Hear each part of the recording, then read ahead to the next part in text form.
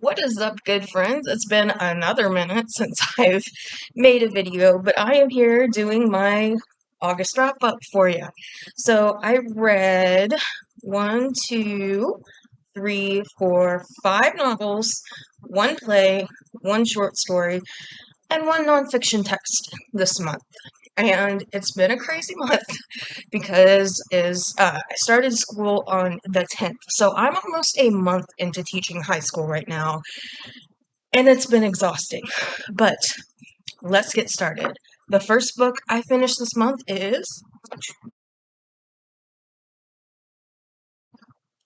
The Summer Tree by Guy Gavriel Kay. This did fit a prompt on my 52 book challenge. It fit the prompt of a book with a similar title to another book. That book was so. Yeah, so this is a portal fantasy about these university students who are taken through a tapestry into a fantasy world. I don't want to give too much away, but it is adult fantasy. It's like a grown-up Narnia. That's the best way I can describe it. So next is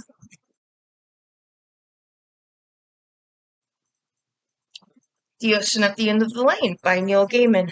Loved it. This is magical realism, and I actually don't hear magical realism described very well at all. It seems like almost no one knows what it is. Or when they talk about magical realism, what they're really talking about is low fantasy, like Harry Potter is low fantasy because it takes place in the real world, but there's a separate like fantasy element that we mere muggles don't catch on to. But magical realism, so in terms of Harry Potter, it would be like there's no wizarding world. There's just us muggles with flowers falling from the sky. Like in I think in 100 Years of Solitude, one of his books, it starts raining flowers, and none of the characters think anything of it. Or in An Extremely Old Man with Enormous Wings. Sorry, that just my phone just went off.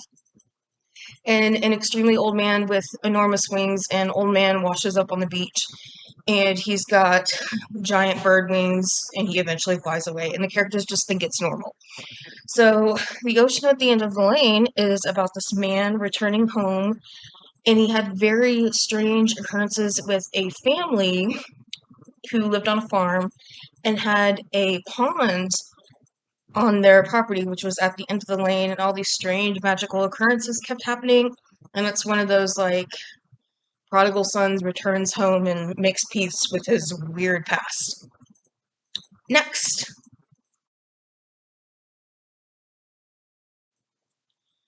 12 Angry Men. This is a play. This also fits my 52 book prompt. And yes, I am going to count plays. If you count audiobooks as reading books, physically reading the script of a stage play counts as reading a book. So this is just about 12 jurors. They're having a bad day.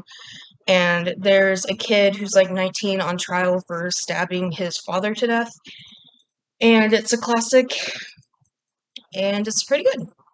So it's just the deliberations in the courtroom. Not the courtroom, and the jury room. So, yeah, is he innocent or not? We'll never know because our system is. Okay, next.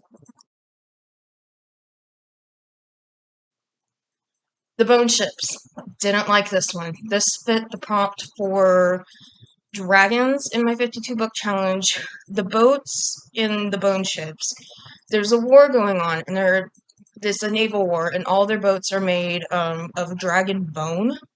And so Um, it's the world building was really interesting in that women are worshipped based on how many births they can do, and I just like don't even really want to talk about it. I'm like boring myself talking about it. So, bone ships, high fantasy. Uh, think of a nautical Game of Thrones. And next was The View from Saturday. Loved this. 20 years ago, my mother read this to me. It's about an academic competition between middle schools. And it's these sixth graders, and they all know the answer based on experiences they had in the summer. And there's this teacher who's a paraplegic, meaning her legs don't work. She had just gotten into an accident. And when I was a kid reading this, I related to the children about how they were like all from different social groups and they couldn't like interact with each other because they weren't the cool kids. And yeah, but reading it as a grown up, I very much related to this poor teacher who was trying to get her life back together due to this after this accident, and the children were what basically saved her from going crazy. Amazing. Next, Tinfoil Butterfly. So I'll put it right up here. I talked about this in my last video. Um, Evidently it's a horror book. I didn't get a lot of horror out of it. I got more so thriller vibe from it. And it's about this 18-year-old girl who's recently had a hysterectomy. She meets up with this little boy named Earl in the Badlands, and he has a very abusive father, and it's their dynamics. And what it's like for Emma, our main character. She was an ex-drug addict, and she thought she was pregnant, but really she had cancer, and then she had to have her hysterectomy, and it's her dark past coming out as she's trying to save this little boy. Next. Okay, this is A Sound of Thunder. It's a short story. It's by Ray Bradbury, and you know Ray Bradbury because Fahrenheit 451. And it's kind of hilarious that Fahrenheit 451 is the worst thing Ray Bradbury ever wrote, and that's what he's famous for. But this is just short 15-page short story about these people who go back in time to hunt a dinosaur, and the only rule is don't step off the path. So guess what happens? They step off the path, of course. And lastly, in the month of August, I read Very, Very, Very Dreadful, which actually takes its title from Journey of a Plague Year by Daniel Defoe, which I read last year. And so just a little coffee table book about Spanish flu, and it was actually written in 2018. And there were lots of talk about the next virus and when it's gonna come, and masks and virology and vaccinations, and it just like it was so creepy to read. It had a quote from Stalin in there that said something like, "One death is a tragedy, a million deaths is a statistic." And as of right now, in the United States, we've lost about 650,000 Americans to COVID. That is more than we lost to Spanish flu. That's more than was lost to plague in London during the Great Plague. And this is the worst pandemic, probably in the history of mankind. And unlike the flu, it's killing the most vulnerable, which is why people don't care. So in America, we don't have a very strong culture of respecting our elders. We don't have national health care here. All healthcare you have to pay for.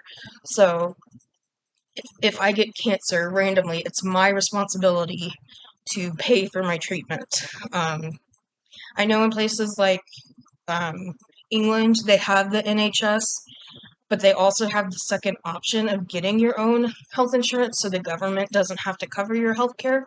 Here, we don't even have that option. There is no health care paid for by taxes in the United States. Health is something that, obviously, I'm obese, and there's lots of addicts, and so healthcare is thought to be anything that happens to us. It's kind of our fault and our job to take care of, but I believe it's very wrong to charge people money. I mean, upwards of $1 million just because they were born with cystic fibrosis, or because they, I don't know, were involved in a school shooting. They were a victim of a school shooting, and now they're having to pay for their own surgery to save their life. Yet the murderer had the right to bear arms. It's just so fucked up. And reading this book really infuriated me. because in my heart, I know that if the same types that were dying during Spanish flu, which were the healthiest people because your immune system would basically go crazy and your immune system would basically end up killing you. It's called a cytokine storm. I know if that demographic of people were the ones dying, our numbers wouldn't be this high.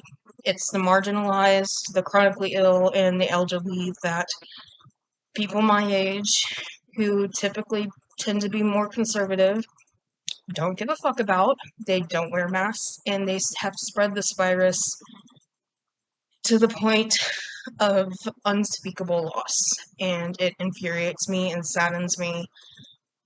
And it has gotten better to a point, but Spanish flu lasted 3 years.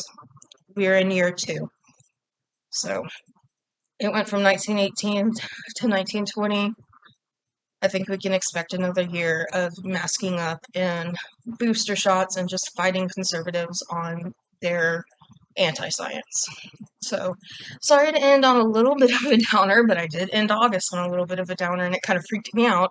It made me very sad. So, very good book. I gave it 3 stars because it wasn't as good as The Great Influenza, which I've read like multiple times. But what was kind of cool about this one is that there were a lot of pictures that I hadn't seen yet. I've seen a lot of pictures, and I also learned that they tested influenza on ferrets. Kind of sad. Ferrets are cute, but they're mean. They're mean. Ugh. I'm surprised they put up with that. So that's it. That's what I read in August. Out of all of them, I think the one I most recommend is definitely the Ray Bradbury story, A Sound of Thunder, just because it's short. If you haven't read that one yet, like, go read it. It's amazing. And second most is, ugh, yeah, second most is going to be The Ocean at the End of the Lane because Neil Gaiman's awesome, and that was just such a funny story. And coming from an English teacher who teaches this stuff on a regular basis, if you're confused about magical realism, that's a magical realism story. So go read that one if you want to know what magical realism is. So that's it. Thanks for joining me. Keep reading, keep writing, keep loving words, and I will see you next time. Bye.